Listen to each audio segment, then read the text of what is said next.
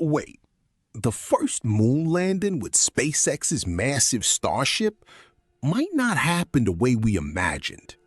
Humanity has spent the last few decades dreaming of the Great Return. After more than 50 years since Apollo 17, the Artemis mission promised to be the pinnacle of our generation. We saw Artemis 1 fly majestically in 2022. Uncrewed, it was the ultimate test for the SLS, NASA's own traditional multi-billion-dollar rocket, proving that the Orion capsule could safely travel to deep space and back. And we knew Artemis 2 was scheduled to take 4 astronauts around the moon in 2026. They will feel lunar gravity, see the dark side with their own eyes, but without touching the ground. All of this, until now, was the meticulous preparation for the great moment of modern history, Artemis 3. The mission that will place for the first time in the 21st century human boots on the gray lunar dust. It will be the ultimate triumph of modern technology over the silver desert. But here comes the plot twist that caught many by surprise and made the space community hold its breath. The original plan for Artemis 3 is hanging by a thread. Instead of a historic and triumphant landing, there is a huge probability that Artemis 3 will become just a technical rehearsal in Earth's orbit. But why would NASA change plans so drastically? Why postpone the dream that seems so close? The answer has a first name, a last name, and a colossal size. Elon Musk's Starship. To understand the root of the problem, we need to dive into the engineering war and the sheer size of this ambition. NASA divided the mission into 2 completely different philosophies. On one side, NASA's SLS rocket, which costs over $2 billion per launch and is expendable. On the other side, SpaceX's Starship. Starship is no ordinary rocket. It is simply the largest and most powerful launch vehicle ever built in human history. A stainless steel Leviathan, nearly 400 feet tall, fully reusable. NASA chose Starship to be its human landing system. The architected plan was brilliant on paper. NASA's rocket launches the Orion capsule with the astronauts to lunar orbit. Meanwhile, SpaceX's Starship makes its own way there and waits. The astronauts dock, switch ships in the vacuum of space, and use Starship to descend to the surface. The problem is that real-world physics is much crueler than 3D animations. Starship is an untamable beast powered by 33 Raptor engines on its super heavy booster. These engines burn liquid methane and liquid oxygen, generating twice the thrust of the legendary Saturn V rocket. This is where engineering turns into a true logistical nightmare. Starship needs a space gas station. For Artemis 3 to work, SpaceX first needs to launch a propellant depot and leave it orbiting Earth. Then, the company will have to launch an entire fleet of other tanker Starships. We are talking about 10, maybe 15 consecutive flights. The sole job of these ships is to go up and transfer fuel.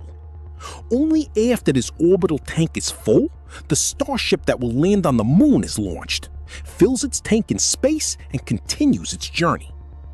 This is called cryogenic propellant transfer. Do you know how many times we've done this on such a massive scale? None. 0. Dealing with liquid methane in a vacuum is extremely dangerous.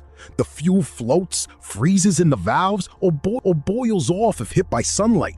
If SpaceX cannot prove it can autonomously refuel ships traveling at 17,000 miles per hour, Artemis 3 is not going to the moon. And SpaceX has a history of blowing things up until they learn. We've seen the Super Heavy detonate midair and the Starship disintegrate upon re-entry.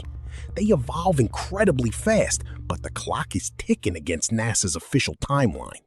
Even if the refueling goes perfectly, the landing is a challenge of its own.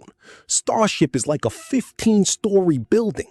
The astronauts will need to descend using a 100-foot external elevator in an absolute vacuum, staring into the darkness of the lunar South Pole. Because of this complexity, NASA's admitting the inevitable. The actual landing will likely be pushed to Artemis 4 in 2028 or 2030. They prefer to delay the program rather than risk the lives of astronauts on a technology that is still in its explosive prototype phase. The destiny of the American space program is now in the hands of a private company. The development of Starship dictates the pace of our century. If they solve the orbital refueling puzzle, the universe is open. Mars will be the next target. But space does not forgive mistakes. The moon landing has been delayed. Physics has taken its toll. But the dream of planting a new flag still breathes. It all depends on how fast we can master fire and mathematics up there. And why is the lunar South Pole so coveted?